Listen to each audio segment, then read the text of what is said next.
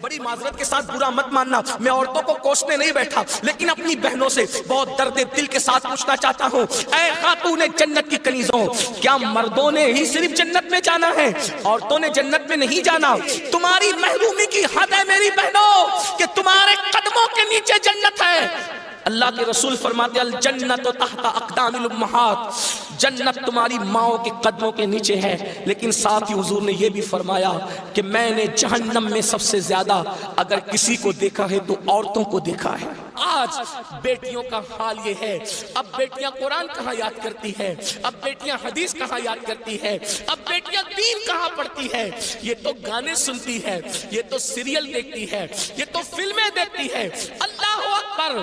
قوم کی جو بیٹی بالغ ہونے سے پہلے سیریلوں میں بھاگنے اور بھگانے کے مناظر دیکھے گی، قوم کی جو بیٹی جوانی کی دہلیز پر قدم رکھ کر فلموں میں زنا کے مناظر دیکھے گی، پھر وہ گندگی نہیں کرے گی تو کیا کرے گی؟ وہ جرائم نہیں کرے گی تو کیا کرے گی؟ اے خاتون جنت کی کنیزوں، جب جب اللہ کے دین کو تم پیٹ کے پیچھے ڈالو گے تمہیں رونے کو مزدور نہیں ملے۔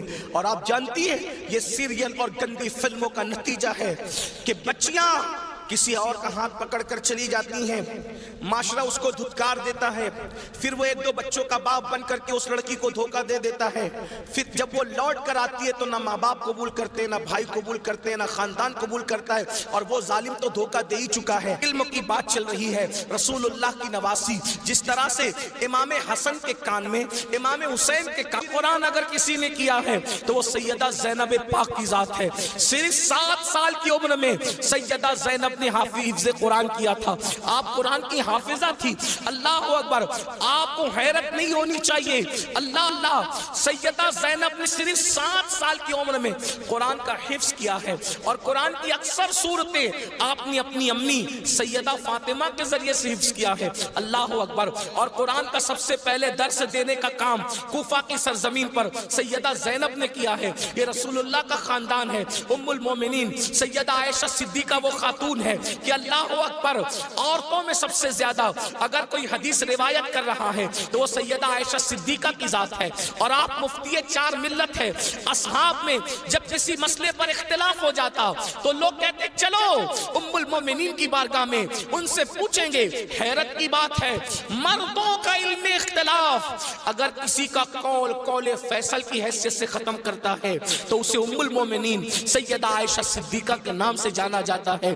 یہ علم ہے، یہ عورتوں کے پاس علم ہے۔ اسی طریقے سے اللہ اکبر، امام جعفر صادق کی بہو ہے، امام جعفر صادق کی بہو ہے، یعنی امام حسین کے خاندان کی بہو اور امام حسن کے خاندان کی بیٹی، ان کو دنیا نفیسۃ العلم کہتی ہے، اور ان کو نفیسہ مصری بھی کہا گیا ہے۔ یہ اپنے شوہر کے ساتھ مدینہ منورہ سے ہجرت کر کے مصر آ گئی تھی، اور جب مصر آئی ہے اور امام جعفر صادق کے علم کی خیرات جب بانٹنے کے لیے بیٹھی ہیں تو میری بہنوں آپ کو حیرت ہوگی، حضرت نفیسۃ العلم جسے نفیسہ مصری کہتے ہیں، جب پردے میں بیٹھ کر لوگوں کو قرآن و حدیث کا علم دیتی تو پردے کے پیچھے بیٹھ کر علم حاصل کرنے کے لیے مجتہد مطلق حضرت سیدنا امام شافعی جیسے لوگ آیا کرتے تھے اور ان سے علم حاصل کیا کرتے تھے۔ یعنی ہمارے یہاں اسلام میں عورتیں ایسی تھی کہ اتنے بڑے بڑے مرد جو ہے عورتوں کے پاس آ کر کے اسلام حاصل کرتے تھے،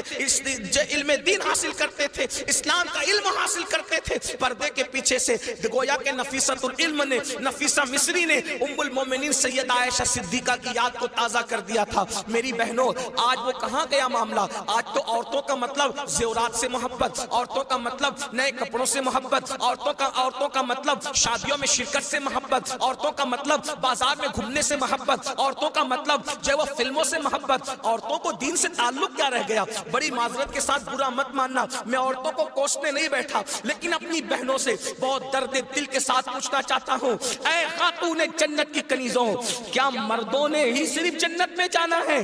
عورتوں نے جنت میں نہیں جانا؟ مجھے بتاؤ، کیا کر رہی ہو اپنے دین کے لیے؟ کیا کر رہی ہو اپنے اسلام کے لیے؟ تمہاری محرومی کی حد ہے میری بہنوں کہ تمہارے قدموں کے نیچے جنت ہے۔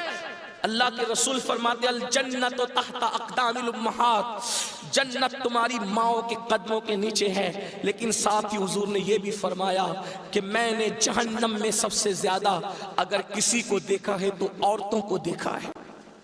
مجھے بتاؤ، آج نماز سے کوسوں دوری، مذہب سے کوسوں دوری، اس لیے جامعۃ المصطفیٰ کا قیام اس لیے عمل میں آیا ہے تاکہ بھولے ہوئے سبق کو یاد دلایا جا سکے، بھولے ہوئے سبق کو یاد دلایا جا سکے، بچیوں کو علم کا زیور دیا جا سکے، بچیاں علم حاصل کریں، پرانا دور دہرائیں، پرانی تاریخ یاد دلائیں۔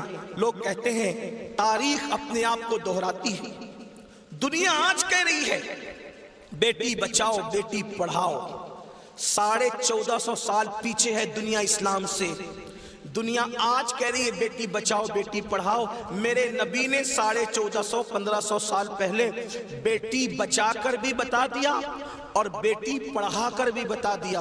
اللہ کے رسول نے بیٹی بچایا تو ایسے بچایا کہ بیٹیاں ان کے آنے سے پہلے زندہ دفن ہوتی تھی، مگر ان کے آنے کے بعد بیٹیوں کو دفن نہیں کیا گیا بلکہ بیٹیوں کو ماتھے کا جھومر بنایا گیا۔